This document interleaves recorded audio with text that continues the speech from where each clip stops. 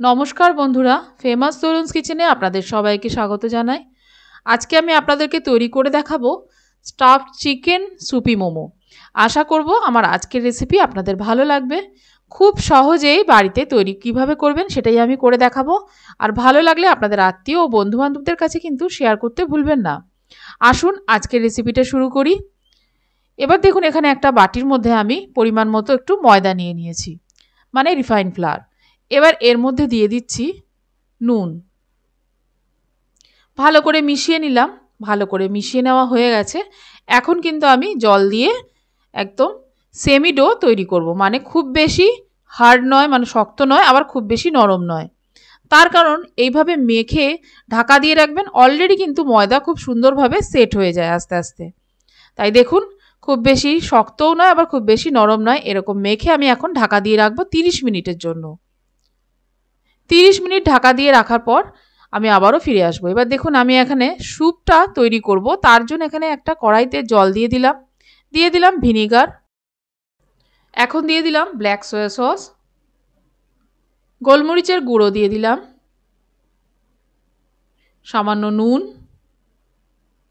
এবার ছোট ছোট টুকরো চিকেনের এখানে অ্যাড করে দিলাম। যেহেতু আমি স্যুপটা তৈরি করছি, দিয়ে দিলাম কুচনো ধনেপাতা। আপনারা চাইলে কিন্তু ধনেপাতার সাথে একটু স্প্রিং অনিয়নও দিতে পারেন যদি বাড়িতে থাকে। এবার দিয়ে দিলাম আদা রসুনের পেস্ট। খুব ভালো করে কিন্তু সেদ্ধ করে নেব, আর চিকেন স্টকটাও খুব ভালো মতো রেডি হয়ে যাবে। দেখুন আস্তে আস্তে ফুটতে শুরু করেছে। যখন দেখবেন চিকেনটা খুব সুন্দর সেদ্ধ হয়ে গেছে, তখন সঙ্গে সঙ্গে চিকেনটা তুলে নেবেন। এবার দেখুন আমার চিকেন সুন্দর সেদ্ধ হয়ে গেছে। এবার আমি দেখুন তুলে নিচ্ছি। চিকেনগুলো তোলা হয়ে গেল। এখন এর মধ্যে দিয়ে দিলাম আগার আগার পাউডার।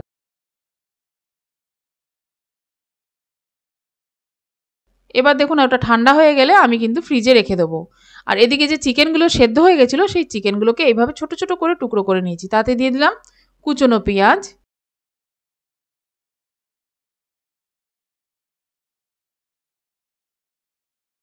আদা রসুনের পেস্ট, দিয়ে দিলাম কুচনো ধনেপাতা।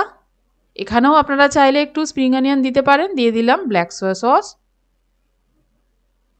গোলমরিচের গুঁড়ো, ঝালটা আপনারা আপনাদের মতো ব্যবহার করবেন। আর এখানে দিলাম সিসেম অয়েল। যদি আপনাদের কাছে সিসেম অয়েল না থাকে, সেক্ষেত্রে আপনারা নর্মাল সাদা তেলের মধ্যে যে তিলগুলো হয় সাদা তিল, সেটা কিন্তু একটু ভেজে নিয়ে এতে অ্যাড করতে পারেন, তাহলে ফ্লেভারটা খুব সুন্দর আসে। এখন দেখুন 30 মিনিট কিন্তু আমার হয়ে গেছে। তাই এবার আমি কিন্তু ময়দাটা ভালো করে আরও বেশ কিছুক্ষণ মেখে নিচ্ছি। যত মাখবো তত কিন্তু খুব সুন্দর আপনার মোমোটা রেডি হবে। এবার আমি দেখুন কেটে কেটে নিচ্ছি। খুব ছোটও নয় খুব বড়ও নয়, মোটামুটি সাইজ করে নিয়ে আমি কেটে নিলাম। এবার এর উপর দিয়ে দেখুন ময়দা দিয়ে দিলাম। এখন আমি আপনাদেরকে বেলে দেখাবো কিভাবে আপনারা বেলবেন। যখনই বেলবেন এইভাবে সাইডগুলো সবসময় চেষ্টা করবেন একদম পাতলা করার। তার কারণ মাঝখানটা একটু মোটা রাখবেন, তাহলে আপনারা যখনই মোমো স্টিম করতে বসাবেন কখনোই আপনাদের মোমো কিন্তু ফেটে যাবে না। এবার দেখুন আমি নর্মাল যেরকম আমরা লুচি বেলি সেইভাবে দেখাচ্ছি, তবে এখানে কিন্তু মাঝখানটায় আমি প্রেসার দিচ্ছি না। সব সময় দেখুন খেয়াল করে আমি সাইডে একদম পাতলা পাতলা করে বেলে নিলাম। সব কটা আমি বেলে নিলাম। দেখে নিশ্চয়ই বুঝতে পারছেন আমার এই মোমোর যে শিটগুলো কীরকম বেলা হয়েছে। এবার একটা বাটির মধ্যে আমি ট্রান্সফার করে নিলাম চিকেনের স্টাফিংটা। আর আগে থেকে আমি জেলেটিন দিয়ে যে রেডি করে রেখেছিলাম চিকেন স্টকটা, সেটা আমি ফ্রিজে রেখে দিয়েছিলাম। এখন কিন্তু ভালো মতো জমে গেছে। এখন ছোট ছোট করে টুকরো করে নেব, আর যে চিকেনের স্টাফিংটা রেডি করেছি তার মধ্যে অ্যাড করব। এখানে কোনোভাবে স্যুপের কোনো প্রয়োজন নেই, একদম এইভাবে একবার করে দেখবেন। আশা করব আপনাদের মোমো দারুণ লাগবে, একদম রেস্টুরেন্টের থেকেও দুর্দান্ত হবে। এবার দেখুন আমি কিন্তু দিয়ে দিলাম চিকেন স্টাফিংয়ের মধ্যে। এইবার দেখুন ভালো করে মিশিয়ে নিচ্ছি। মেশানো হয়ে গেলে অল্প অল্প করে এই মোমোর ভেতর দিয়ে দিচ্ছি। মোমো আমি কিন্তু রেডি করে নিলাম। খুব সহজেই আপনারা বাড়িতে তৈরি করে নিতে পারবেন। আর যদি আপনাদের কাছে এই আগার আগার পাউডার, মানে এই জেলেটিন পাউডার না থাকে, সেক্ষেত্রে আপনারা কিন্তু নর্মাল কর্নফ্লাওয়ারও অ্যাড করে দিয়ে এটা কিন্তু জমিয়ে নিতে পারেন। এবার দেখুন আমি একটা ছিদ্রযুক্ত থালার উপর ভালো করে তেলটা ব্রাশ করে দিলাম।